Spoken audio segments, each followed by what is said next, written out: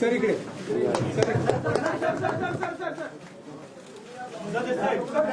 Sir इकडे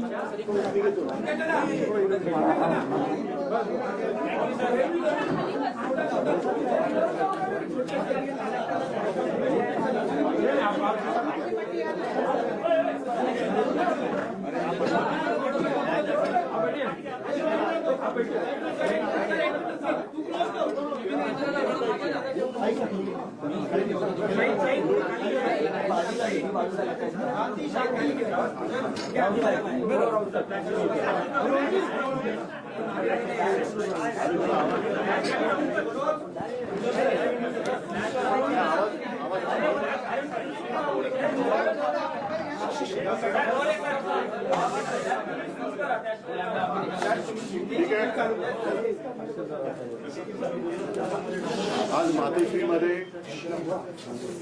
बिहारचे लढवय्ये मुख्यमंत्री आणि उपमुख्यमंत्री नितीशजी आणि तेजस्वी हे पहिल्या प्रथम आलेले आहेत आणि लढवय्या शब्द वापरल्यानंतर इथे त्यांचा येण्याचा हेतू हा आपल्याला सगळ्यांना कळला असेल.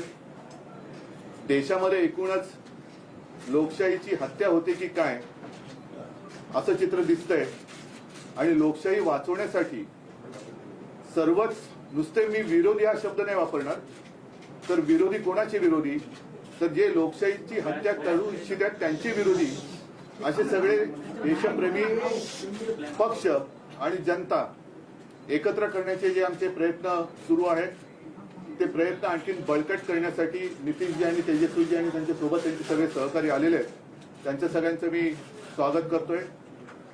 आजच सर्वोच्च न्यायालयाचा निकाल सुद्धा आलेला आहे आणि मला खरंच एका गोष्टीचं समाधान आहे.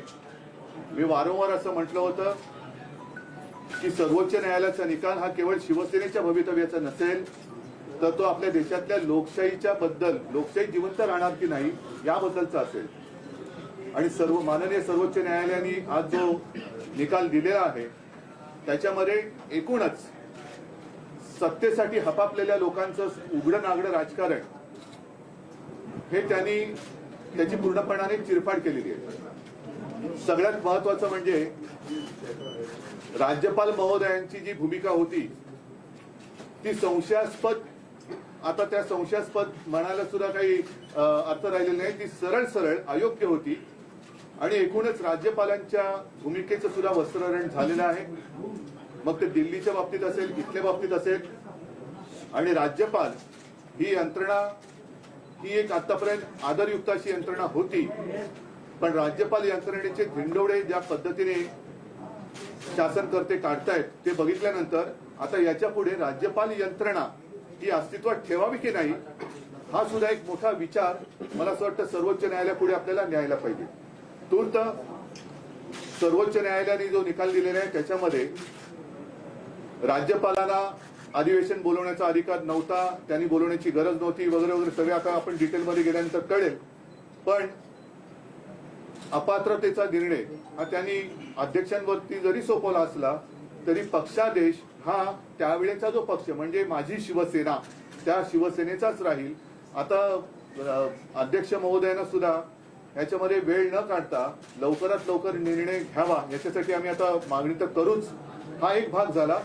लेकिन आज नीतीश जी और तेजस्वी जी आए हैं, मैं आपका स्वागत कर ही रहा हूं और लड़ाई तो आज शुरुआत हो गई है. मैंने जैसे अभी अभी आपको कहा जब हम अंदर बात कर रहे थे तो एक ज्याला शुभ शकुन असं म्हणतो कि इतने दिनों से हमारी लड़ाई चल रही थी सर्वोच्च न्यायालय में, आज आप भी आ गए और वो निर्णय भी आ गया. इस देश में अब प्रजातंत्र उसकी रक्षा करना हमारा काम है. जैसे सर्वोच्च न्यायालय ने कहा कि अगर मैं रिजाइन नहीं करता, मैं इस्तीफा नहीं देता तो शायद मैं वापस मुख्यमंत्री बन जाता. मैं मेरे लिए नहीं लड़ रहा हूं, मेरी लड़ाई जनता के लिए है, मेरे देश के लिए, मेरे राज्य के लिए है. और भले हम इसके पहले राजनीति में विवाद तो होते रहते हैं, लेकिन एक मत तो हमारा हो गया है कि इस देश को हमें बचाना है, संविधान को बचाना है. और इसलिए आप यहाँ आए हैं, हम मिलकर पूरे, आप तो पूरे देश में घूम रहे हैं, सबके घर जा रहे हैं, हम सब मिलकर ये जो अपने देश को फिर से एक बार गुलाम बनाना चाहते हैं उनको घर भेजेंगे. और मुझे पक्का भरोसा है पूरी जनता हमारा इंतजार कर रही है. राजीनामा देण्याची चूक झाली असं वाटतं का? जी बोलेंगे तो आपने तो बात बता ही दिया है. हम सब लोग तो आए ही हुए हैं इनसे मिलने के लिए. बातचीत तो बहुत होती रहती थी, लेकिन ये तय था कि एक लोग आएंगे. इन्होंने आज ही का समय दिया और आज जो इनका मामला था जिसके बारे में जानते ही हैं, इनके साथ जो अन्याय हुआ था, अब जिस तरह से जो फैसला आज आ गया तो बहुत अच्छा हुआ है. अब तो इन्होंने खुद ही बता ही दिया है. और किसी भी प्रकार से एक तो आश्चर्य की बात है कि पार्टी के नाम को कैसे कोई बदल सकता है. तो इन सब चीजों को लेकर के तो हम लोग सब दिन तो अपनी बात अपना इनके साथ हम लोग रही हैं, लेकिन अभी जो हम लोग आए हुए हैं उसका मकसद इन्होंने बता दिया. हम लोग चाहते हैं कि पूरे देश में अधिक से अधिक पार्टियां एकजुट हों और मिल करके हम लोग लड़ेंगे. तो आज जो केंद्र में है वो पूरे देश के लिए कोई काम नहीं कर रहे हैं और समझ लीजिए इतिहास बदल रहा है. इसलिए इन सब चीजों को देखते हुए अपने देश के हित में, और आजादी की लड़ाई हुई और किस तरह से देश आजाद हुआ है और कितना ज्यादा काम होता रहा है पहले से, काम तो करते नहीं. अब आप सब लोग मीडिया के साथी, हम आपका नमन करते हैं, आपके हम खिलाफ नहीं कुछ बोल सकते, लेकिन हम जानते हैं ना कि आप लोगों के ऊपर भी किस तरह से किया है कब्जा. कि कोई बात तो थोड़ा बहुत आप कह दीजिएगा, लेकिन ज्यादातर वो लोग अपनी तरफ से प्रचार करवा रहे हैं. काम क्या कर रहे हैं देश में बताइए? कहीं कोई काम हो रहा? और अलग अलग राज्यों में दूसरे पार्टी के लोगों ने जो काम किया है उसके बारे में तो उतना चर्चा भी नहीं होता है. तो इसीलिए देश के हित में जरूरी है कि भाई देश आगे बढ़े और आपस में किसी तरह का विवाद नहीं होना चाहिए.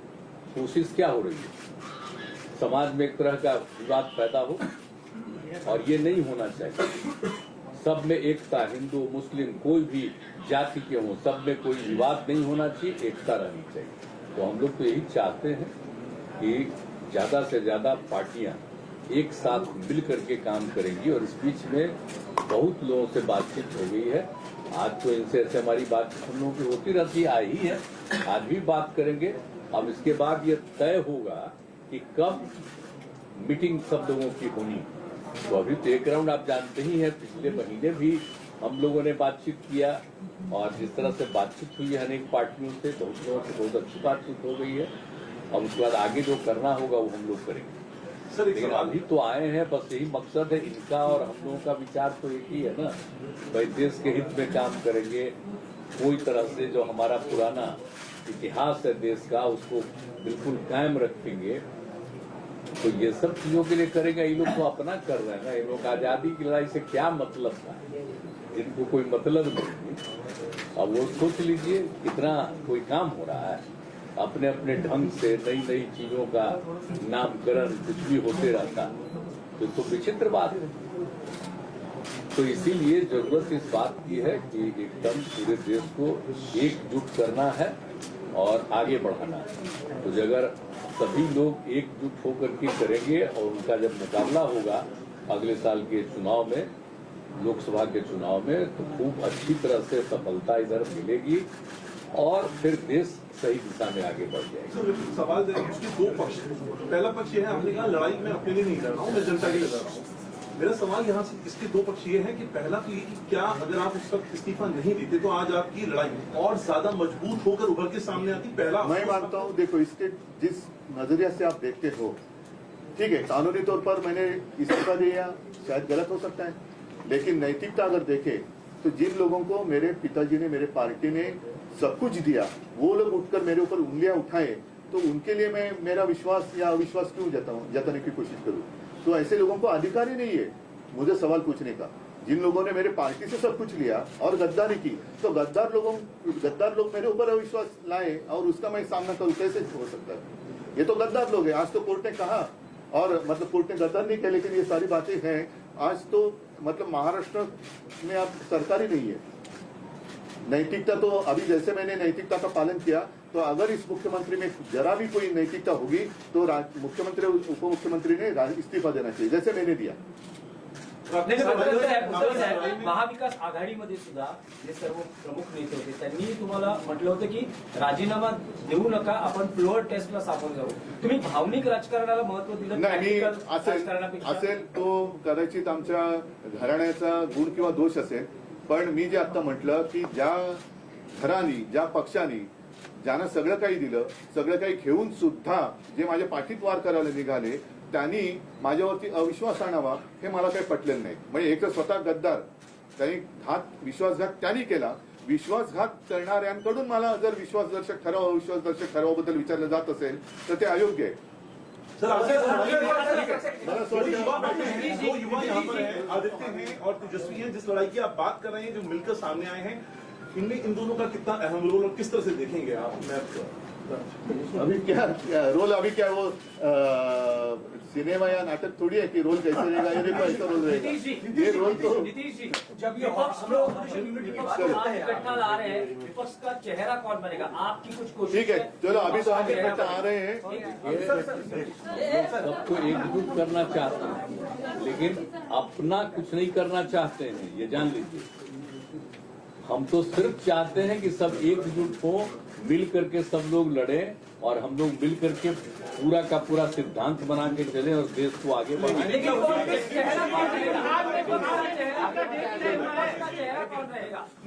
बिहार में वो नहीं बनना है और जो भी बनेंगे वो सब मिलके सबको आगे बढ़ाएंगे। बिहार में मीटिंग का डेट तय हुआ है, मीटिंग का डेट तय हुआ है बिहार में। बिहार में मीटिंग बिहार में बताएंगे। उद्धव जी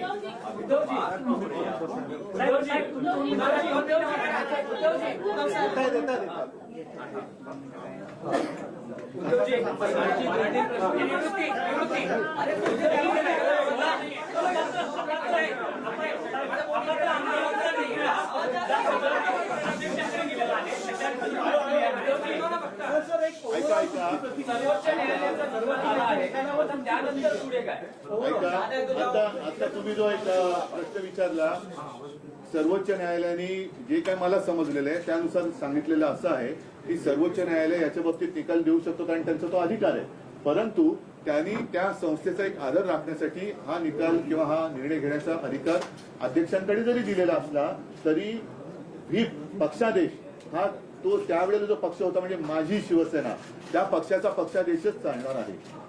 त्याच्यामुळे हा सगळ्यात महत्वाचा निर्णय सुप्रीम कोर्टाने दिलेला आहे. त्याचबरोबरीने निवडणूक आयोगावरती सुद्धा ताशेरे मारलेले आहेत, राज्यपालांवरती ताशेरे ओढलेले आहेत. एकूणच हे चापकाचे फटकारे जर जे तिकडे खुर्चीत बसलेले आहेत ते निर्डावलेले नसले तर त्यांना पुरेसे आहेत आणि त्यानुसार आता तरी त्यांनी सुधारण्याची आवश्यकता आहे. नाही उद्धवजी स्ट्रेट प्रश्न आहे की मुख्यमंत्र्यांनी विद्यमान मुख्यमंत्र्यांनी राजीनामा द्यावा नैतिकतेच्या आधार अशी तुमची ठोस मागणी माझी आहे का? जसं मी तुम्हाला म्हटलं की मी एक नैतिकता मला असं वाटलं की ज्यानं सगळं काही देऊन सुद्धा हपापलेली लोक ही माझ्यावरती अविश्वास ठराव आणणार आणि त्यांच्या हपापलेपणानं मी पुरेसा पडू शकत नाही कारण आणखीन काय देणार.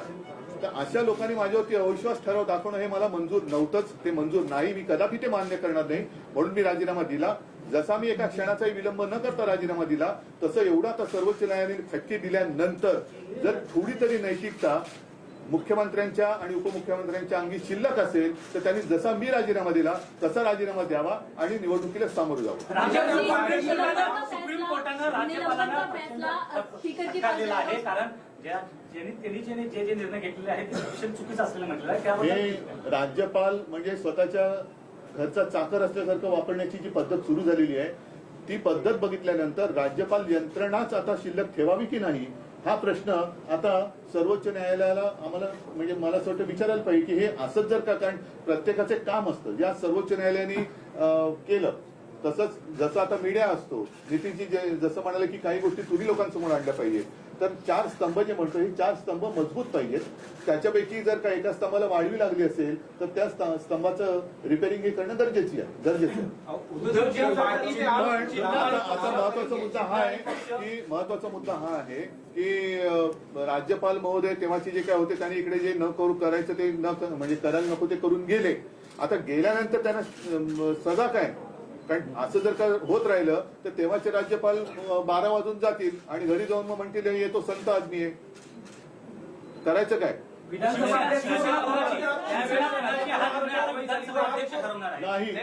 नाही अजिबात नाही. अपात्रतेचा निर्णय हा त्यांना ठरवायचा आहे. पण जे मी समजलं त्याच्याप्रमाणे त्यांनी फुटीरांचा व्हीप नामंजूर केलेला आहे सर्वोच्च न्यायालयाने. त्याच्यामुळे माझ्या शिवसेनेचाच व्हीप लागू होणार.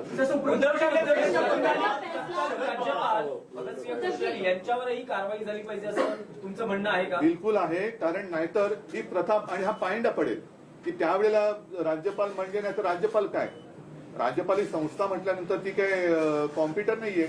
त्या व्यक्तीच्या जर का त्याच्या मर्जीप्रमाणे ती यंत्रणा चालायला लागली तर त्या व्यक्तीला किंवा काय जाब हा विचारला गेला पाहिजे. नाहीतर तो पायंडा पुढे पडेल. प्रत्येक राज्यपाल हेच म्हणतील की आम्हाला काय आमच्या काळात त्यांचे 12 वाजून जायचंय निकाल येईलपर्यंत आम्ही आमच्या घरी पोहोचलेलो असू.